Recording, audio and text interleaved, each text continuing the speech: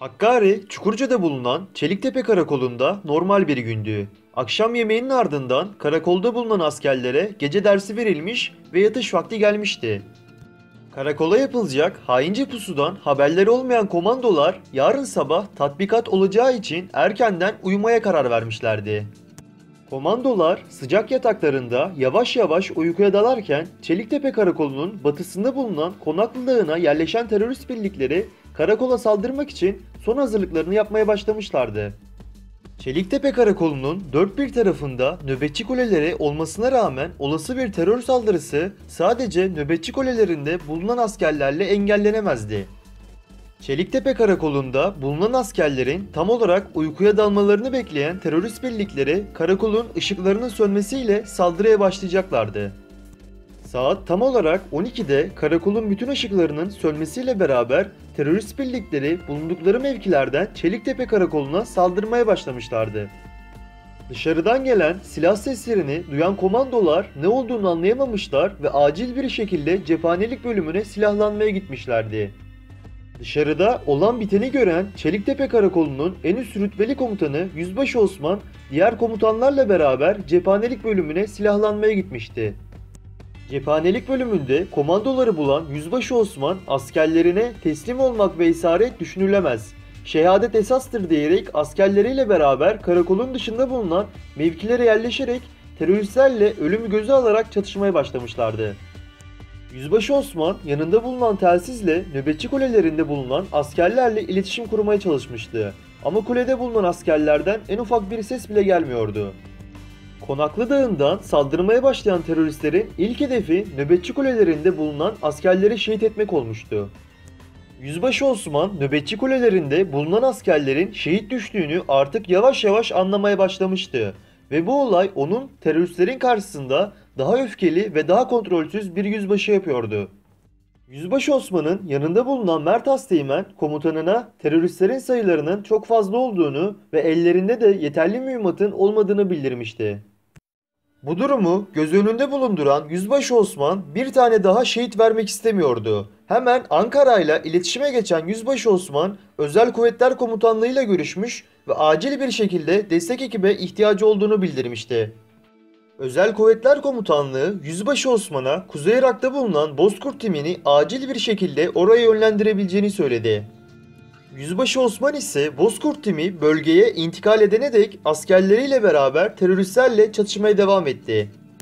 Kuzey Irak'ta bulunan Bozkurt timinin komutanı Binbaşı Murat ile iletişime geçen Özel Kuvvetler Komutanlığı durumu bildirmiş ve acil bir şekilde bölgeye intikal edilmesini ve bölgede bulunan terörist hedeflerinin etkisiz hale getirilmesini emretmişti. Bozkurt timi almış olduğu talimatla hızlı bir şekilde bölgeye intikal etmek için harekete geçmişti. Konaklı Dağı'nın yamaçlarında bulunan mevzilerde siper alan terörist birlikleri askerlerle çatışmaya ve Çeliktepe Karakolu'na zarar vermeye devam ediyordu. Yüzbaşı Osman askerlerine zorda kalmadıkça mevzilerden kafalarını çıkarmamalarını emretmişti. Gece yarısı olduğundan ve etrafta ışık olmadığından dolayı göz gözü görmez olmuştu. Hakkari, Çukurca'da olan çatışmalar 2 saati aşkın süredir devam ediyordu ve askerlerin mühimmatları tükenmek üzereydi. Mühimmat konusunu göz önünde bulunduran Yüzbaşı Osman askerlerine kurşunlarını hesaplı kullanmalarını söyledi. Terörist birlikleri çatışmanın böyle bitmeyeceğini düşünerek ellerinde bulunan roket atarları kullanmayı düşünüyorlardı.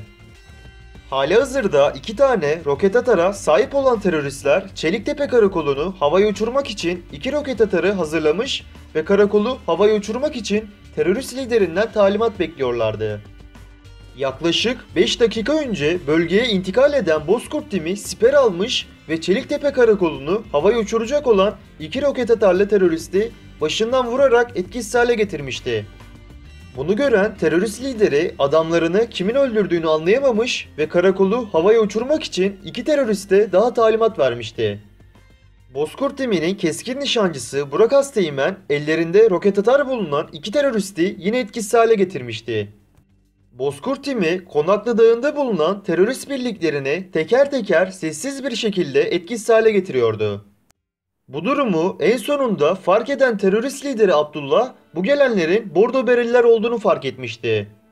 Çünkü sahada öylesine sessiz ve kimseyi fark ettirmeden hareket edebilecek üstün yetenekli tek bir birlik vardı. O da Bordo Berelilerdi. Terörist lideri Abdullah adamlarının teker teker öldüğünü görünce yanına 5 tane adam alarak bulunduğu bölgeden gizli bir şekilde uzaklaşmaya başladı. Konaklı Dağı'nda bulunan tüm terörist birliklerini etkisiz hale getiren Bozkurt timi bölgeyi güvene almak için 3 tane Bordo Bereli'yi bölgeye yerleştirdi. Çeliktepe Karakolu'na varan Bozkurt timi karakol komutanı Yüzbaşı Osman ile görüşmeye başladı. Çeliktepe Karakolu'nda pek hasar olmasa da nöbetçi kulelerinde bulunan 4 piyade komando şehit düşmüştü. Bu olanları duyan Bozkurt timi üzülmenin yanı sıra alınacak olan intikam ateşiyle yanıp tutuşmaya başlamıştı. Bölgenin güvenliği sağlanmış, Ankara ile iletişime geçerek olanlardan bahsedilmiş ve 4 piyade komandonun saldırı sonucunda şehit düştüğü haberi verilmişti. Ertesi gün Çeliktepe Karakolu'ndan 4 piyade komandonun cenazesi kalkmış ve memleketlerine doğru yola çıkmıştı. Buradaki görevlerinin bittiğini anlayan Bozkurt timi Ankara ile görüşerek Özel Kuvvetler Komutanlığı ile iletişime geçmiş ve talimat beklemişlerdi. Ankara'dan gelen gizli bir talimat ile Bozkurt timinden Çeliktepe Karakolu'na saldıran teröristlerin başı olan Abdullah'ın kellesinin getirilmesi istenmişti. Talimat alınmıştı. Verilen talimat Bozkurt timini sevindirmiş ve hızlı bir şekilde görev için hazırlanmaya başlanmıştı. İstihbarattan gelen son bilgilere göre teröristlerin lideri Abdullah en son Hakkari'nin Yüksekova ilçesinde bulunan İkiaka dağlarında bir kampta görülmüştü. Bu bilgilere dayanarak hemen harekete geçen Bozkurt timi gece saat 12 gibi kampın bulunduğu bölgeye sızmıştı. Kampta bulunan terör unsurlarını tespit ederek sessiz bir şekilde etkisiz hale getirmişlerdi. Kampta bulunan tüm teröristler etkisiz hale getirilmiş, yalnızca liderler hayatta bırakılmıştı. Kampta bulunan 5 tane terörist lideri bir mağaranın içerisinde dışarıda olan olaylardan habersiz bir şekilde kumar oynuyorlar ve alkol kullanıyorlardı. Ankara'dan gelen talimatlara göre 5 liderden 4'ü tutuklanacak, diğerinin ise Çeliktepe'de yapmış olduğu hain saldırıdan dolayı kellesi alınacaktı. Bu olay hiçbir şekilde medyaya yansıtılmamıştı. Görevlerini bir kez daha başarılı bir şekilde yerine getiren Bozkurt timi İkiyaka Dağları'na inen helikopterle Ankara'ya gitmek için yola çıkmıştı. Helikopter Ankara'ya vardığında tutuklanan 4 terörist cezaevine gönderilmiş, diğer teröristin kellesi ise talimatlar doğrultusunda Özel Kuvvetler Komutanlığı'na getirilmişti.